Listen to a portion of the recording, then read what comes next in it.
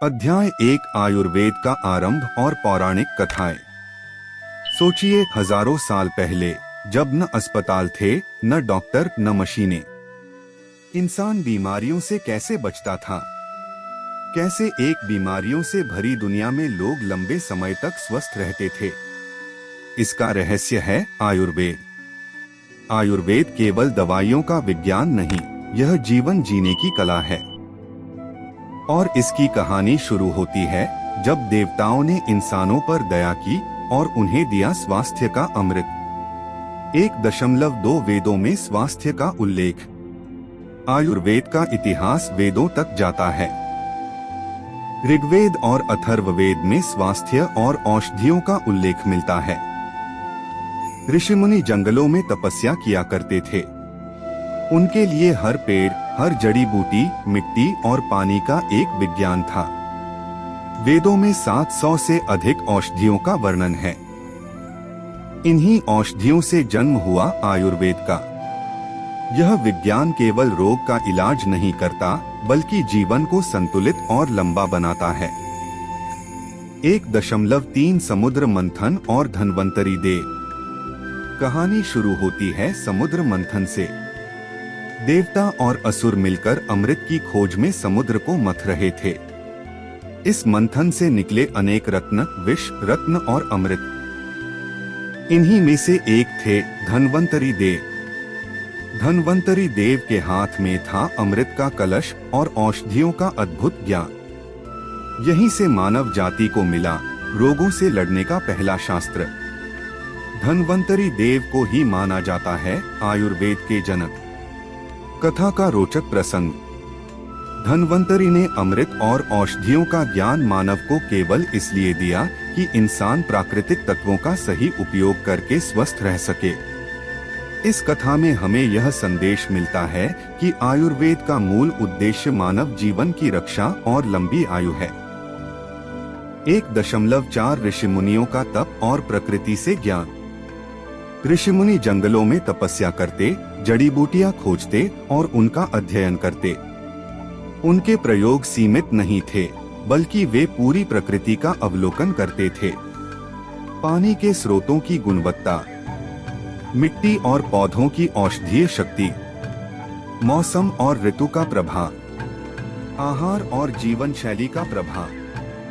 ऋषिमुनियों ने प्रकृति को शिक्षक माना और अपने जीवन के अनुभवों से आयुर्वेद का ज्ञान संकलित किया। उदाहरण, एक ऋषि ने देखा कि गर्मियों में कुछ जड़ी बूटियां ही शरीर को ठंडक देती हैं। बरसात में कुछ मसाले रोगों से लड़ने की क्षमता बढ़ाते हैं। यहीं से जन्मा ऋतुचर्या और आहार विहार का विज्ञान। 1.5 ज्ञान का संदेश। इस अध्याय में हमने जाना, आयुर्वेद केवल दवाइयों का विज्ञान नहीं, बल्कि जीवन जीने की कला है। वेदों और ऋषिमुनियों के अनुभवों से इसका जन्म हुआ। समुद्र मंथन और धन्वंतरि देव की कथा ने मानवता को अमूल्य स्वास्थ्य का उपहार दिया। प्रकृति से जुड़ाव और संतुलित जीवन ही स्वास्थ्य की कुंजी है। अध्याय 2 आयुर्वेद के महान आचार्य और ग्रंथ। 2.1 आचार्य चरक, चिकित्सा के प्रथम स्तंभ। आचार्य चरक को आयुर्वेद का प्रथम महान आचार्य माना जाता है। उन्होंने लिखा चरक संहिता, जो आज भी चिकित्सा का आधार है। मुख्य बिंदु। चरक ने बताया कि मन, शरीर और आत्मा का संतुलन ही स्वास्थ्य है। त्रिदोष, वात, पित्त, कफ और पंचमहाभूत आकाश, वायु, अग्नि, जल, पृथ्वी का विवरण। रोगों के कारण, लक्षण और उपचार। आहार और जीवन शैली का महत्व। उदाहरण, चरक ने लिखा कि यदि कोई व्यक्ति मानसिक तनाव में है तो दवा केवल आधी मदद करेगी। सच्चा उपचार तब होगा जब मन शांत हो, आहार संतुलित हो और शरीर सक्रिय हो। चरक संहिता में 8 अंगों, अष्टांग के अध्ययन का विवरण है। 1 काय चिकित्सा, सामान्य रोगों का इलाज। 2 शल्य चिकित्सा, सर्जरी। 3 बाल रोग, बच्चों के रोग। 4 जठर रोग, पेट और पाचन रोग। 5 नास रोग, नाक और श्वसन रोग। 6 स्त्री रोग और प्रसूति। 7 रसायन, उम्र बढ़ाने और रोग रोकने के उपाय। 8 वाजीकरण, प्रजनन और बल वृद्धि। 2.2 आचार्य सुश्रुत शल्य चिकित्सा का जनक। आचार्य सुश्रुत ने लिखा सुश्रुत संहिता। इसमें 300 से अधिक शल्य क्रियाओं का वर्णन है और 120 प्लस शल्य उपकरणों का विवरण। विशेषताएं: नाक की प्लास्टिक सर्जरी, राइनोप्लास्टी का पहला प्रयोग। शरीर का विच्छेदन करके अंगों का अध्ययन। चोट और रोगों का शल्य उपचार। सुश्रुत ने यह भी बताया कि सर्जरी करने से पहले अच्छी तैयारी, स्वच्छता और मानसिक संतुलन जरूरी है। इसने आधुनिक सर्जरी के लिए नींव रखी। उदाहरण: अगर किसी का हाथ कट जाए तो सुश्रुत ने उसके शरीर की त्वचा और टिश्यू का प्रयोग करके उसे ठीक किया। यह दुनिया की सबसे प्राचीन रिकॉन्स्ट्रक्टिव सर्जरी का उदाहरण है। 2.3 आचार्य वाग्भट्ट अष्टांग हृदयम। आचार्य वाग्भट्ट ने लिखा अष्टांग हृदयम, जिसमें 8 अंगों का सार बताया गया। चरक और सुश्रुत की शिक्षाओं को संक्षेप में सरल भाषा में प्रस्तुत किया। उन्होंने रोग निदान और उपचार में व्यावहारिक दृष्टिकोण दिया। 2.4 अन्य महान आचार्य और योगदान। कश्यप बाल रोग विशेषज्ञ। भागवत औषधियों और वनस्पति ज्ञान। आत्रेय सर्जरी और रसायन चिकित्सा। इन सभी आचार्यों ने मिलकर आयुर्वेद को संपूर्ण चिकित्सा विज्ञान बनाया। 2.5 आयुर्वेद का विश्व में प्रसार। आयुर्वेद केवल भारत तक सीमित नहीं रहा। नेपाल, श्रीलंका, थाईलैंड और चीन में आयुर्वेद का प्रभाव। यूनानी और चाइनीज मेडिसिन पर भी आयुर्वेद का गहरा प्रभाव। उदाहरण: चारों वेदों और आयुर्वेदिक ग्रंथों का अध्ययन यूनानी डॉक्टर भी करते थे। आयुर्वेद की पौष्टिक जड़ी बूटियां और सर्जिकल तकनीकें पश्चिमी देशों तक पहुंची। 2.6 ज्ञान का संदेश। इस अध्याय से हमें समझ आता है, आयुर्वेद सिर्फ दवा नहीं, समग्र जीवन पद्धति है। महान आचार्यों ने इसे सिद्धांत और व्यावहारिक चिकित्सा दोनों रूपों में विकसित किया। उनका ज्ञान आज भी आधुनिक चिकित्सा में अमूल्य योगदान देता है। अध्याय 3 आयुर्वेद के मूल सिद्धांत। 3.1 त्रिदोष, वात, पित्त और कफ। आयुर्वेद के अनुसार हमारे शरीर का स्वास्थ्य 3 स्तंभों पर निर्भर करता है: वात, पित्त और कफ। इन्हें कहते हैं त्रिदोष। वात हवा और आकाश तत्व से बना है। यह गति, सांस, तंत्रिका तंत्र और मानसिक चंचलता को नियंत्रित करता है। वात असंतुलन, जोड़ों में दर्द, अनिद्रा, चिंता। पित्त अग्नि और जल तत्व से बना है। यह पाचन, गर्मी, बुद्धि और मानसिक तेजी का कारण है। पित्त असंतुलन, गुस्सा, एसिडिटी, त्वचा रोग। कफ जल और पृथ्वी तत्व से बना है। यह शरीर में स्थिरता, ताकत, स्नेह और रोग प्रतिरोधक क्षमता देता है। कफ असंतुलन, मोटापा, आलस्य, बलगम। आयुर्वेद में कहा गया, जब ये तीनों संतुलित रहते हैं तो व्यक्ति स्वस्थ रहता है। जब असंतुलित होते हैं, रोग उत्पन्न होते हैं। 3.2 पंचमहाभूत सिद्धांत। आयुर्वेद कहता है कि शरीर और ब्रह्मांड दोनों 5 तत्वों, पंचमहाभूत से बने हैं। 1 आकाश, 2 वायु, 3 अग्नि, 4 जल, 5 पृथ्वी। हर तत्व का शरीर में अलग कार्य है। आकाश रिक्त स्थान, मस्तिष्क और फेफड़े। वायु गति, तंत्रिका तंत्र। अग्नि पाचन और मेटाबॉलिज्म। जल शरीर में तरलता। पृथ्वी स्थिरता और संरचना। शरीर और तत्वों के बीच सामंजस्य रोग और स्वास्थ्य का आधार है। 3.3 सप्तधातु और मल। आयुर्वेद में शरीर को 7 प्रमुख धातुओं से समझाया गया है। 1 रक्त, रक्त। 2 मांस 3 मेद वसा, 4 अस्थि हड्डी, 5 मज्जा स्नायु हड्डी का गूदा, 6 शुक्र प्रजनन अंग, 7 अमृत ओज ऊर्जा, साथ ही मल और अपशिष्ट पदार्थ शरीर के संतुलन का हिस्सा हैं। यदि धातु और मल संतुलित रहें तो शरीर स्वस्थ। असंतुलन रोग। 3.4 शरीर मनात्मा का संतुलन। आयुर्वेद का मूल संदेश है, स्वास्थ्य केवल शरीर का नहीं बल्कि मन और आत्मा का भी है। मानसिक तनाव और क्रोध शरीर रोगग्रस्त, सकारात्मक विचार और ध्यान रोग प्रतिरोधक क्षमता बढ़ती है। आत्मा का शांति और संतुलन लंबी आयु और सुख। चरक कहते हैं, मन के रोग शरीर को खा जाते हैं। 3.5 रोग उत्पत्ति के कारण निदान। आयुर्वेद रोगों के कारणों को 3 भाग में बांटता है। 1 असंतुलित आहार, अधिक कम, भारी या अस्वास्थ्यकर भोजन। 2 असंतुलित जीवन शैली, नींद, व्यायाम, समय का अनुशासन। 3 पर्यावरणीय और मानसिक कारण, ऋतु परिवर्तन, भावनात्मक तनाव। उदाहरण, ठंड में अधिक ठंडा पानी वात बढ़ना, गर्मियों में मसाले का अधिक सेवन पित्त बढ़ना, आलस्य और भारी भोजन कफ बढ़ना। 3.6 ज्ञान का संदेश। इस अध्याय से हमें समझ आता है, त्रिदोष और पंचमहाभूत का संतुलन स्वास्थ्य की कुंजी है। शरीर मनात्मा का सामंजस्य ही असली आयुर्वेदिक जीवन है। रोग केवल बाहरी नहीं, आंतरिक संतुलन बिगड़ने से उत्पन्न होते हैं। अध्याय 4 स्वस्थ जीवन के नियम। 4.1 दिनचर्या, दैनिक जीवन की आयुर्वेदिक कला। आयुर्वेद कहता है, जो व्यक्ति दिनचर्या का पालन करता है वह रोगों से दूर रहता है। सुबह की आदतें। ब्रह्मा मुहूर्त, सुबह 4-5 बजे उठना, मन और शरीर शुद्ध। जीभ साफ करना, विषाक्त पदार्थ बाहर निकालना। गुनगुना पानी पीना, पाचन अग्नि जागृत। योग और प्राणायाम शरीर और मन संतुलित। स्नान शरीर शुद्ध और ऊर्जा से भरपूर। दिन का पालन।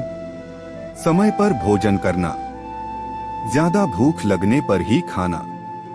काम और विश्राम का संतुलन। रात की दिनचर्या। सूर्यास्त के बाद हल्का भोजन, सोने से पहले ध्यान या प्रार्थना, 10 बजे तक नींद लेना। 4.2 ऋतुचर्या, मौसम के अनुसार जीवन शैली। ऋषियों ने देखा कि मौसम का प्रभाव शरीर पर सीधा पड़ता है, इसलिए आयुर्वेद में कहा गया, ऋतु के अनुसार जीवन शैली अपनाओ। ग्रीष्म गर्मी ठंडी चीजें, नींबू पानी, नारियल पानी। मसालेदार और तैलीय चीजें कम। वर्षा बरसात पाचन कमजोर, इसलिए हल्का और सुपाच्य भोजन। अधिक पानी से बचाव। शरद पतझड़ पित्त बढ़ता है, इसलिए मीठा और ठंडा भोजन। हेमंत सर्दी। अग्नि प्रबल, इसलिए पौष्टिक और तैलीय भोजन। व्यायाम जरूरी। बसंत कफ बढ़ता है, इसलिए मसालेदार और हल्का भोजन। व्यायाम और धूप लाभकारी। 4.3 आहार विहार का विज्ञान। आयुर्वेद कहता है, हम वही हैं जो हम खाते हैं। भोजन सात्विक होना चाहिए, ताजा, पौष्टिक और संतुलित। ज्यादा खाना भी रोग है, भूखा रहना भी रोग है। खाना शांति से बैठकर कृतज्ञता के साथ खाना चाहिए। मौसमी फल, दाल, हरी सब्जियां और अनाज शरीर को ऊर्जा देते हैं। 4.4 नींद और जागरण का महत्व। आयुर्वेद में नींद को जीवन का तीसरा स्तंभ माना गया है। पर्याप्त नींद मानसिक शांति प्लस शारीरिक स्वास्थ्य। देर रात तक जागना वात और पित्त असंतुलन। दिन में अत्यधिक सोना कफ असंतुलन। नींद ही है जो शरीर को नई ऊर्जा देती है और रोगों को दूर करती है। 4.5 ब्रह्मचर्य और संतुलित जीवन। ब्रह्मचर्य का अर्थ केवल संयम नहीं बल्कि ऊर्जा का संतुलन है। अत्यधिक भोग शरीर और मन कमजोर, संयमित जीवन लंबी आयु और तेज बुद्धि। सकारात्मक विचार, ध्यान और प्राणायाम से जीवन शक्ति बढ़ती है। 4.6 ज्ञान का संदेश। इस अध्याय से हमें सीख मिलती है। दिनचर्या और ऋतुचर्या को अपनाकर रोगों से बचा जा सकता है। आहार ही सबसे बड़ी दवा है। नींद, संयम और अनुशासन ही स्वस्थ जीवन के स्तंभ हैं। अध्याय 5 आयुर्वेदिक चिकित्सा पद्धतियां। 5.1 पंचकर्म, शरीर की शुद्धि की अद्भुत विधि। आयुर्वेद में कहा गया, शरीर में जमा हुआ विष हर रोग की जड़ है। इसीलिए पंचकर्म को शरीर की शुद्धि की सबसे महत्वपूर्ण चिकित्सा माना जाता है। पंचकर्म के 5 चरण। 1. वमन, उल्टी कराना, अतिरिक्त कफ को निकालना। 2. विरेचन, पेट साफ करना, अतिरिक्त पित्त का शोधन। 3. बस्ती, एनीमा, वात दोष का संतुलन। 4. नस्य, नाक द्वारा औषधि देना, सिर, नाक और मस्तिष्क रोगों का उपचार। 5. रक्त मोक्षण, रक्त शुद्धि, रक्त विकार और त्वचा रोग का उपचार। पंचकर्म केवल रोगों का इलाज नहीं बल्कि शरीर को नई ऊर्जा देने की प्रक्रिया है। 5.2 रसायन चिकित्सा, उम्र बढ़ाने की कला। आयुर्वेद में एक विशेष शाखा है रसायन चिकित्सा, जिसका उद्देश्य है उम्र बढ़ाना, रोग प्रतिरोधक क्षमता बढ़ाना, स्मृति और बुद्धि को प्रखर करना, त्वचा और शरीर को युवा बनाए रखना। प्रमुख रसायन औषधियां: आंवला, अश्वगंधा, शिलाजीत, च्यवनप्राश।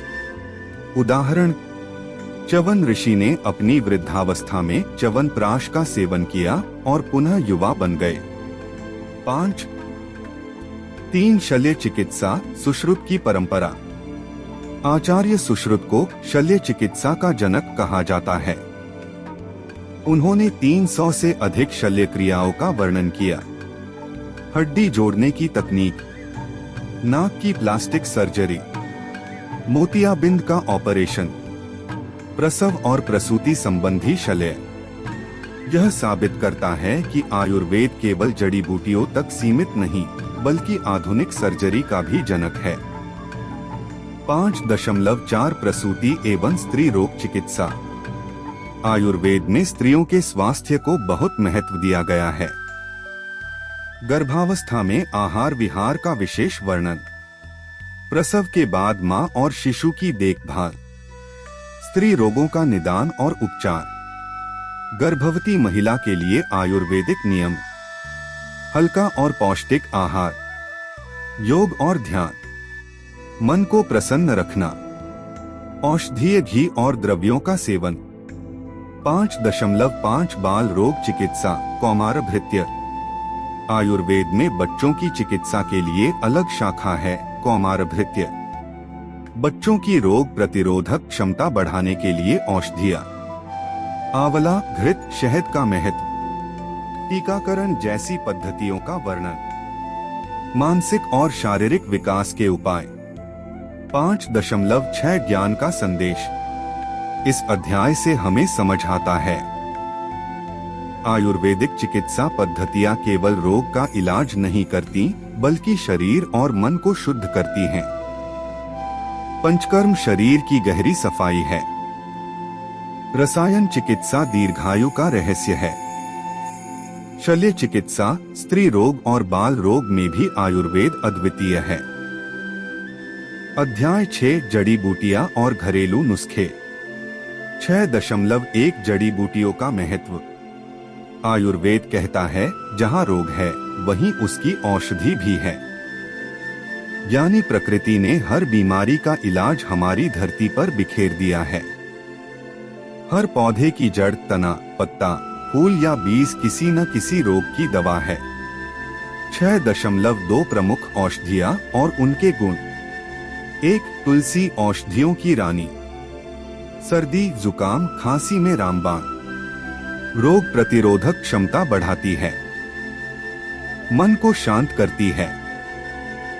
सुबह खाली पेट 5 तुलसी पत्ते चबाना अमृत समान है। 2 हल्दी स्वर्ण औषधि, एंटीसेप्टिक और एंटी इन्फ्लेमेटरी, चोट जलन त्वचा रोग में उपयोगी। दूध में हल्दी डालकर पीना रोग प्रतिरोधक क्षमता बढ़ाता है। 3 आंवला आयुर्वेद का खजाना, विटामिन सी का प्राकृतिक स्रोत, बाल और त्वचा के लिए अद्भुत, पाचन और प्रतिरक्षा प्रणाली को मजबूत करता है। 4 अश्वगंधा शक्ति देने वाली जड़ी बूटी, तनाव और थकान दूर करती है, नींद और मानसिक शांति देती है, मांसपेशियों को मजबूत करती है। 5 नीम कड़वा पर करामाती, खून साफ करता है, त्वचा रोग फोड़े फुंसी का इलाज, कीटाणुनाशक गुण। 6.3 रसोई ही दवाखाना है। हमारी रसोई की हर सामग्री किसी न किसी रोग की दवा है। अदरक पाचन शक्ति बढ़ाता है, सर्दी जुकाम में उपयोगी। लौंग दांत दर्द और गले की खराश में लाभकारी। दालचीनी ब्लड शुगर नियंत्रित करती है। काली मिर्च जुकाम और पाचन में सहायक। इलायची सांस को ताजगी और पाचन में मदद। 6.4 घरेलू नुस्खे और वैज्ञानिक कारण। सर्दी जुकाम, तुलसी अदरक काली मिर्च और शहद का काढ़ा, यह एंटीवायरल और एंटीबैक्टीरियल है। पेट की गड़बड़ी, जीरा और अजवाइन का पानी, पाचन एंजाइम को सक्रिय करता है। चोट या सूजन, हल्दी और सरसों के तेल का लेप, यह प्राकृतिक एंटीसेप्टिक है। नींद न आने पर गुनगुना दूध प्लस हल्दी दिमाग को शांत करता है।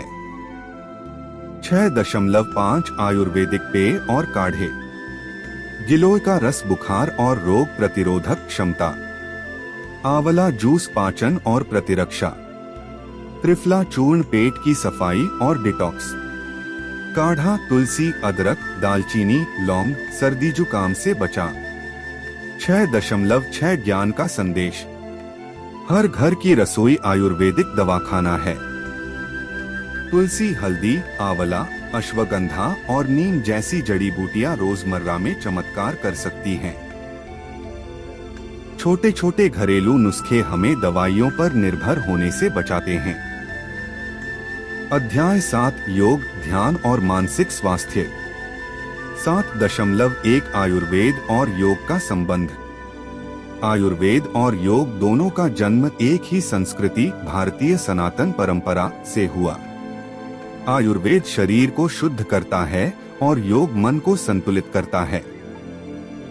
दोनों मिलकर इंसान को संपूर्ण स्वास्थ्य प्रदान करते हैं। आयुर्वेद कहता है, शरीर को दोषों वात पित्त कफ से संतुलित करो। योग कहता है, श्वास और मन को संतुलित करो। इसलिए इन्हें कहा जाता है एक ही सिक्के के दो पहलू। 7.2 प्राणायाम श्वास की शक्ति। प्राणायाम का अर्थ है प्राण जीवन ऊर्जा को आयाम देना। मुख्य प्रकार, 1 अनुलोम विलोम सांस का संतुलन तनाव दूर करता है। 2 कपालभाति फेफड़ों और पेट की शुद्धि। 3 भ्रामरी दिमाग को शांत करता है। 4 भस्त्रिका ऊर्जा और रोग प्रतिरोधक क्षमता बढ़ाता है। नियमित प्राणायाम से शरीर और मन दोनों स्वस्थ रहते हैं। 7.3 ध्यान मन की औषधि। ध्यान को आयुर्वेद ने मन की सबसे बड़ी दवा बताया है। आज की भागदौड़ भरी जिंदगी में तनाव, चिंता और अवसाद सबसे बड़ी समस्याएं हैं। ध्यान से मन शांत होता है, नींद गहरी आती है, रक्तचाप और तनाव नियंत्रित होता है, आत्मा से जुड़ाव होता है। उदाहरण, ऋषिमुनि घंटों ध्यान करते थे, इसी ध्यान से उन्हें प्रकृति और औषधियों का ज्ञान मिला। 7.4 रोगों में योग और ध्यान का योगदान। योग और ध्यान केवल मानसिक नहीं, शारीरिक रोगों में भी मददगार हैं। मधुमेह, डायबिटीज, कपालभाति और अनुलोम विलोम, हृदय रोग, प्राणायाम और ध्यान, मोटापा, सूर्य नमस्कार और योगासन, अवसाद, ध्यान और मंत्र जप, यह सब आधुनिक रिसर्च से भी साबित हो चुका है। 7.5 ज्ञान का संदेश। आयुर्वेद शरीर को संतुलित करता है, योग और ध्यान मन को, प्राणायाम श्वास को नियंत्रित करके ऊर्जा देता है, ध्यान मन को शांत करके आत्मा से जोड़ता है। योग और ध्यान बिना किसी दवा के भी अनेक रोगों का इलाज कर सकते हैं। अध्याय 8, आधुनिक युग में आयुर्वेद की प्रासंगिकता। 8.1 बदलती जीवन शैली और नई बीमारियां। आज का इंसान पहले से अधिक भागदौड़ और तनाव में जी रहा है। फास्ट फूड और अनियमित दिनचर्या, देर रात तक जागना और मोबाइल लैपटॉप का अत्यधिक उपयोग, तनाव, चिंता और अवसाद, प्रदूषण और मिलावटी भोजन, इन सब के कारण डायबिटीज, ब्लड प्रेशर, मोटापा, हार्ट अटैक, कैंसर जैसी बीमारियां आम हो चुकी हैं। आयुर्वेद कहता है, रोग पहले मन और जीवन शैली में जन्म लेता है, फिर शरीर में प्रकट होता है। 8.2 डायबिटीज और आयुर्वेद। डायबिटीज को आयुर्वेद में मधुमेह कहा गया है। कारण अनियमित भोजन, मीठा और तैलीय पदार्थ, तनाव, व्यायाम की कमी। आयुर्वेदिक समाधान: जामुन के बीज का चूर्ण, मेथी दाना पानी में भिगोकर, गिलोय और करेला रस, योगासन और प्राणायाम। इससे ब्लड शुगर नियंत्रित रहता है और इंसुलिन की क्षमता बढ़ती है। 8.3 हृदय रोग और आयुर्वेद। हृदय रोग का मूल कारण है पित्त और कफ का असंतुलन प्लस तनाव। आयुर्वेदिक समाधान: अर्जुन की छाल दिल की धड़कन और ब्लड प्रेशर नियंत्रित, लहसुन कोलेस्ट्रॉल कम करता है, योगासन, सेतुबंध, भुजंगासन, हृदय को मजबूती, ध्यान और प्राणायाम, तनाव मुक्त जीवन। 8.4 मोटापा और आयुर्वेद। मोटापा केवल शरीर की सुंदरता नहीं बिगाड़ता, बल्कि अनेक रोगों की जड़ है। आयुर्वेदिक समाधान: सुबह गुनगुना पानी प्लस नींबू प्लस शहद, त्रिफला चूर्ण रात में, गुग्गुलू और त्रिकटु चूर्ण, योगासन, सूर्य नमस्कार, कपालभाति। धीरे धीरे चर्बी गलने लगती है और शरीर ऊर्जावान हो जाता है। 8.5 जीवन शैली विकार और रोकथाम। आधुनिक समय में रोगों का सबसे बड़ा कारण है गलत जीवन शैली। आयुर्वेद कहता है, समय पर सोना और उठना, मौसमानुसार आहार, अधिक खाने की बजाय हल्का भोजन, मन को शांत रखना, यही असली लाइफस्टाइल मेडिसिन है। 8.6 विश्व में आयुर्वेद का प्रभाव और रिसर्च। आज पूरी दुनिया प्राकृतिक और वैकल्पिक चिकित्सा की ओर लौट रही है। अमेरिका और यूरोप में आयुर्वेद रिसर्च सेंटर खोले जा रहे हैं। WHO ने भी आयुर्वेद और योग को मान्यता दी है। आयुर्वेदिक औषधियां और पंचकर्म अब विदेशों में लोकप्रिय हो रहे हैं। यह साबित करता है कि आयुर्वेद केवल भारत की धरोहर नहीं, बल्कि पूरी दुनिया की आवश्यकता है। 8.7 ज्ञान का संदेश। आधुनिक युग की बीमारियों का असली समाधान आयुर्वेद के पास है।